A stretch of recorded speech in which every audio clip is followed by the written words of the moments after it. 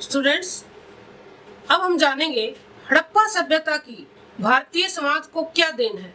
यानी जो हमारी जो ये सभ्यता इतनी विकसित, इतनी विस्तृत थी, आज उसमें से हमने किन किन चीजों को अपनाया हुआ है, तो वो हम विस्तार से जानेंगे। सबसे पहले स्टूडेंट्स, सिंधु घाटी की सभ्यता ने आधुनिक हिंदू संस्कृति को बहुत महत्वपूर्ण योगदान दिया है। वो कैसे? क्योंकि वास्तव में सिंधु घाटी की सभ्यता की अनेक विशेषताओं को हिंदू धर्म ने अपनाया हुआ है। यद्यपि हड़प्पा सभ्यता का विनाश हो गया, किंतु इसने भारतीय सभ्यता एवं संस्कृति पर अपनी अमिट छाप छोड़ी है, अमिट प्रभाव डाला है। जो निम्नलिखित तथ्यों से ये बात साबित हो जाती है, स्पष्ट हो जाती है। सबसे पहले है स्टूडेंट्स इसकी नगर निर्माण योजना। यानी हम हड़प्पा सभ्यता की नगर निर्माण योजना को देखते हैं कि हड़प्पा सभ्यता से हमने योजनाबद्ध ढंग से नगरों का निर्माण करना सीखा। जैसे वो अपने भवनों को प्लानिंग के तहत बनाते थे।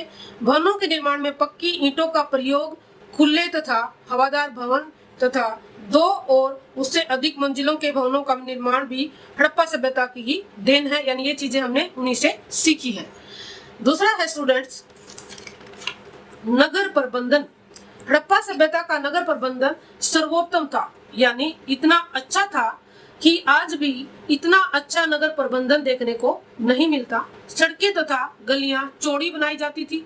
इनमें प्रकाश की पर्याप्त व्यवस्था की जाती थी, प्रबंध किया जाता था।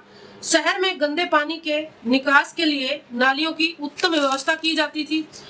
बर्तन तथा ईंटें बनाने वाली भट्टियों को शहर से दूर रखा जाता था ताकि वातावरण प्रदूषित न हो।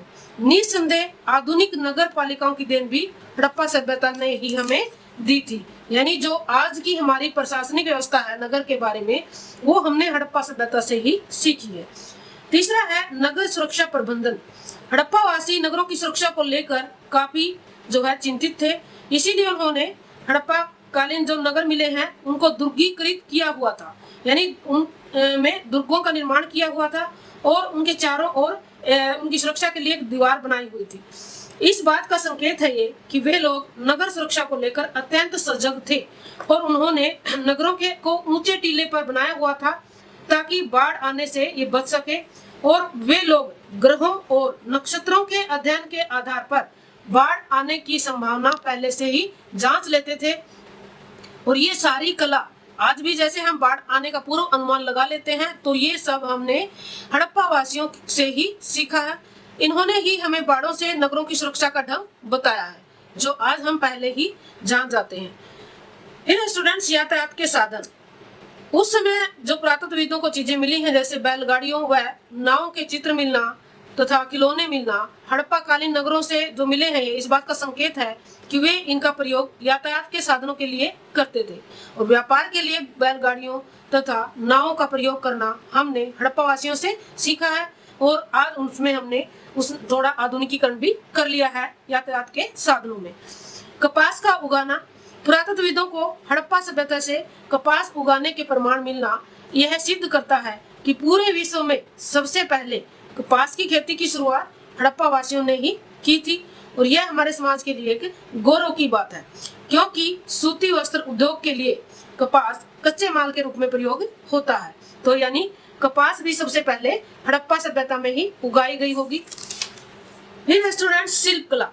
हड़प्पा सभ्यता के शिल्प जो केंद्र मिले हैं शिल्प कला के, ये प्रमाण है इस बात के कि सबूत है कि उस समय लोग मूर्ति कला, चित्रकला, आभूषण, खिलौने, बर्तन तथा मुहरे बनाने की कला में अत्यंत निपुण थे।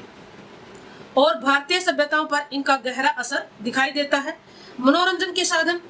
स्टूडेंट्स हड़प्पा कालीन नगरों से मनोरंजन के लिए प्रयोग में की जाने वाली सामग्री, जैसे बच्चों के लिए खिलौने, शतरंज की गोटियां मिलना, स्टेडियम का मिलना, इस बात का प्रमाण है कि ये लोग घर में खेले जाने वाले खेल और बाहर खेले जाने वाले खेल दोनों से अपना मनोरंजन करते थे। और आज भी हम शतरंज खेलते हैं, बच्चे जो होते हैं खिलौनों से खेलते हैं। और बाहरी मनोरंजन के साधनों का प्रयोग भी हड़प्पा वासियों से ही हमने सीखा है। तो ये भी हमारे समाज को एक बहुत बड़ी देन है। फिर है स्टूडेंट्स नाप तोल के साधन। यानी उस समय की जो नाप तोल के साधन थे, उस समय की नाप तोल प्रणाली थी, वो हमारे लिए एक बहुत बड़ी देन है। हड़प्पा कालीन लोगों से हमने बाटों का प्रयोग करना, जो बाटों का प्रयोग करते थे तथा अन्य वस्तुओं को नापने की इकाई का प्रयोग करना सीखा है, क्योंकि पुरातत्वविदों को उस समय के बहुत सारी संख्या में बाट मिले हैं। इकाई नापने का एक फूटा व तराजू के पलड़े मिले हैं और आज भी हम इन चीजों का इस्तेमाल करते हैं। तो ये भी उस समय की हमें बहुत बड़ी देन है। श्रृंगार करना, हड़प्पा कालीन नगरों से मिलने वाले मन के मालाएं, आभूषण व अन्य श्रृंगार का सामान इस बात का प्रमाण है कि उस समय स्त्री तथा पुरुष दोनों ही श्रृंगार के शौकीन थे, जो कि आज भी प्रचलित है, जैसे पुरुषों में केस रखना व दाढ़ी रखना इत्यादि। फिर स्टूडेंट्स, उत्सवों के अवसर पर ढोल बजाना।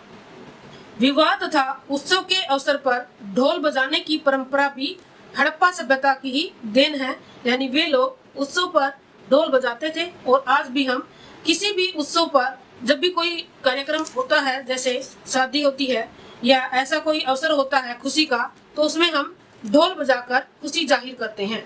तो ये भी उन्हीं से हमने सीखा है।